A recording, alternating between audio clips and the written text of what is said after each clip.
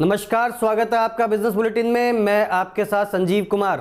आइए बुलेटिन की शुरुआत करते हैं बिजनेस न्यूज हेडलाइंस के साथ।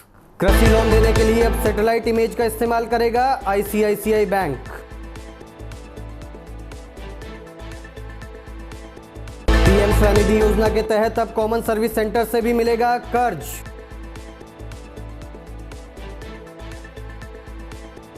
ऑटो इंडस्ट्री को बड़ी राहत, सरकार घटा सकती है जीएसटी।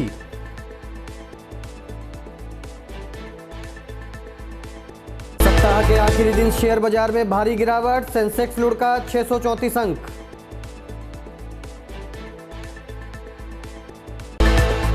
आईसीआईसीआई बैंक ने कृषि लोन देने के लिए सैटेलाइट इमेज का इस्तेमाल शुरू कर दिया है। आमतौर पर किसानों को लोन देने से पहले बैंक के अधिकारी सैकड़ों किलोमीटर की यात्रा के बाद फसल की क्वालिटी, सिंचाई की व्यवस्था और जमीन की स्थिति का जायजा लेते हैं। बैंक का कहना है इस कदम से उसे खर्च घटाने में बड़ी राहत मिली है। अब बैंक किसान के खेत की सैटेलाइट से ली गई तस्वीरों की मदद से उसकी वित्तीय स्थिति का भी पता लगा पाएगी। इसके अलावा लोन की मंजूरी में भी कम समय लग रहा है। अभी बैंक उत्तर भारत के 500 गांवों में किसानों को लोन देने के लिए इस तरीके का इस्तेमाल कर रहा है।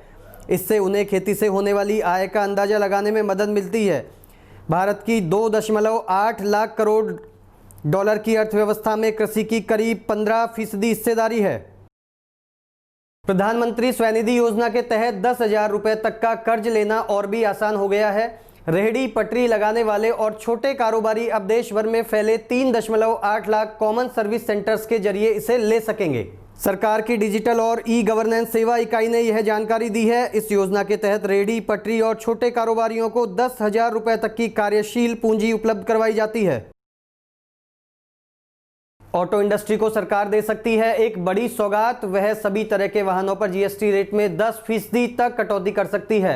भारी उद्योग और सार्वजनिक उपक्रम मंत्री प्रकाश जावड़ेकर ने कहा कि ऑटोमोबाइल इंडस्ट्री के सुझावों पर सरकार विचार कर रही है। इस बारे में जल्द ही कोई बड़ा फैसला लिया जाएगा।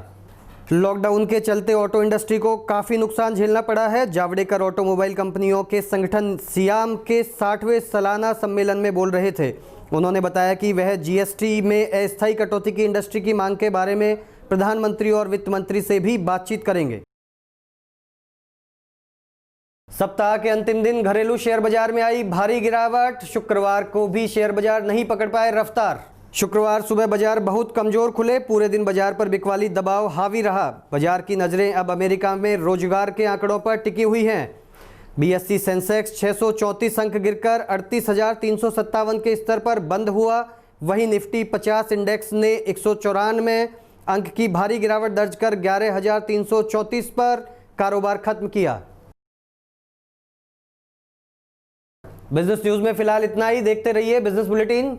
नमस्कार।